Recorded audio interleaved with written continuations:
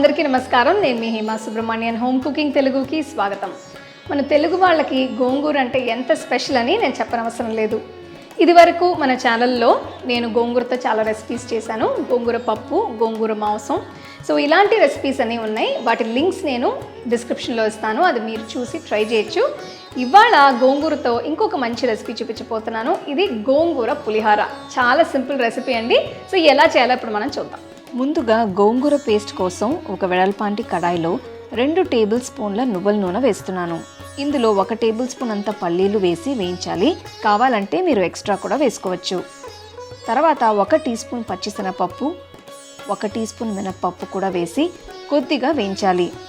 ఆ తర్వాత ఇందులో 1/2 టీ స్పూన్ జీలకర్ర, 1/2 టీ స్పూన్ ఆవాలు, కట్ చేసిన 4-5 ఎండుమిరపకాయలు, కట్ చేసిన 4-5 పచ్చిమిరపకాయలు కూడా వేసి అంతా బాగా కలిపి వేయించాలి. ఇప్పుడు ఇందులో 1/2 టీ స్పూన్ అంత ఇంగువ, కొన్ని కరివేపాకులు కూడా వేసి కలపాలి. పప్పులు కాస్త వేగిన తర్వాత ఇందులో 1/2 టీ స్పూన్ పసుపు, 1 టీ స్పూన్ ఉప్పు వేసి కలుపుతున్నాను. పొయ్యిని లో ఫ్లేమ్లో ఉంచి వీటిని వేయిస్తే మాడిపోకుండా ఉంటాయి. ఈ రెసిపీ కోసం నేను ఒక పెద్ద కట్ట గోంగూర ఆకుల్ని తీసుకుని ఇలా చిన్నగా కట్ చేస్తున్నాను.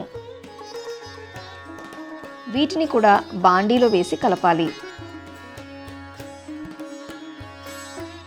గోంగూరకి పచ్చి వాసన పోయేంత వరకు వేయించాలి.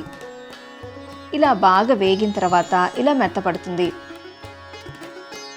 సో ఈ పాయింట్లో నేను ఒక చిన్న నిమ్మకాయ సైజ్ అంత నానబెట్టిన చింతపండు రసాన్ని ఇందులో వేస్తున్నాను. ఇదంతా ఒక్కసారి కలపాలి. గోంగూరలో ఆల్రెడీ పులుపు ఉంటుంది కాబట్టి చింతపండు ఎక్కువగా యూజ్ చేయనవసరం లేదు. మీకు ఇది మరీ డ్రైగా ఉందనిపిస్తే కొన్ని నీళ్లు పోసి డైల్యూట్ చేయొచ్చు. సో గోంగూర పూర్తిగా కుక్ అవ్వడం కోసం నేను కడాయికి ఒక మూత పెడుతున్నాను. గోంగూరని కనీసం 15 నిమిషాలు లో ఫ్లేమ్లో మగ్గనివ్వాలి. ఆ తర్వాత చూస్తే మీకు ఇది పర్ఫెక్ట్గా తయారయ్యి కనిపిస్తుంది. గోంగూర పేస్ట్ తయారైనట్టే. సో నా దగ్గర ఆల్రెడీ ఉడికించి పెట్టిన రైస్ ఉంది. నేను ఈ రైస్ క్వాంటిటీకి సరిపడా గోంగూర పేస్ట్ వేసి కలుపుతున్నాను. ఇదంతా బాగా కలిపిన తర్వాత 1 స్పూన్ అంత నెయ్యి కూడా వేస్తే ఫ్లేవర్ ఇంకా బాగుంటుంది. దీన్ని కూడా మిక్స్ చేసి రుచి చూసి మీకు కావాలంటే ఉప్పు వేసి కలిపి పక్కన పెట్టుకోవచ్చు. అలాగే మిగిలిన గోంగూర పేస్ట్ని ఇలా ఒక ఎయిర్ టైట్ జార్లో వేసి ఫ్రిడ్జ్లో పెడితే కనీసం 2 వారాలు నిల్వ ఉంటుంది. చాలా క్విక్గా దీంతో మీరు మీల్ తయారు చేసుకోవచ్చు.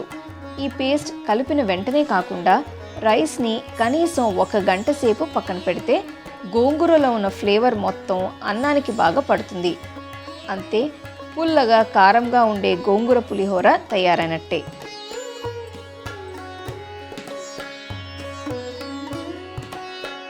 గోంగూర పులిహోర పుల్లగా కారంగా ఎంతో బాగుంది కదా. ఇది ఒక మంచి లంచ్ బాక్స్ రెసిపీ అని కూడా చెప్పచ్చు. గోంగూరలో మంచి న్యూట్రిషన్ ఉంది కాబట్టి ఇలాంటి రెసిపీస్ని అప్పుడప్పుడు చేసి తింటే చాలా బాగుంటుంది. తప్పకుండా ట్రై చేసి మీ ఫ్యామిలీ ఫ్రెండ్స్తో షేర్ చేసుకోండి. The second edition of our home cooking book is now available on our website 21frames.in. I'll give you the link in the description. You can go and check it out. The book is currently available only in India for now, so you can place your orders on 21frames.in.